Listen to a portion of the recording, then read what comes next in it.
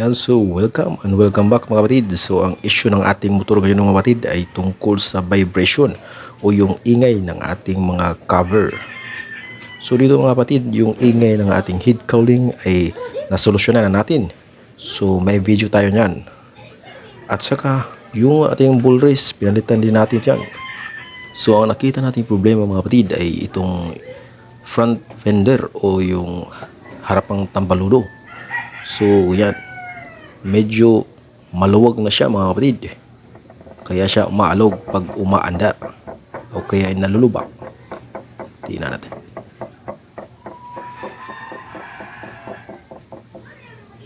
So naririnig nyo mga kapatid. So ang problema ito mga kapatid ay yung bolt sa baba ay medyo lumuwag o di kaya ay basag na yung front fender natin mga kapatid. So babaklisan muna natin yung bolt mga kapatid para makita natin. Okay. So yan mga kapatid, ay nabaklas natin yung bolt ng ating front fender. So ito yung bolt ng front fender mga kapatid. So hindi pala siya maluwag mga kapatid. Sinubukan ko siyang higpitan pero ganoon pa rin, maingay pa rin. So kumakalog pa rin yung front fender. So ang kailangan nito mga kapatid ay lagyan natin ng washer. So sa kamasang palad ay wala akong washer na malaking butas.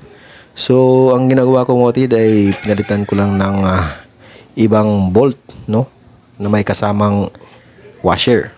So ito mga kapatid ay isang screw type bolt. Yan, ito yung ipapalit ko pansamantala. Yan. So titignan natin mga kapatid kung gagana yung gagawin nating eksperimento. So let's go. So ito na mga kapatid yung resulta ng ating ginawa, no. So nawala na nga yung vibration o yung kalog ng ating front fender. So okay yung ating ginawa mga kapatid, no.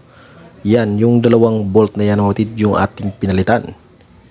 So yung isa mga kapatid, balit tatlo yung bolt yan. So hindi ko na yung pinalitan. Itong dalawa lang. So kung pareho tayo ng mga problema mga kapatid, subukan yung tignan yung front fender nyo. Baka yun din ang problema. So ito, ibabalik din natin to pag nakakita tayo ng ating ipapalit na washer. So salamat!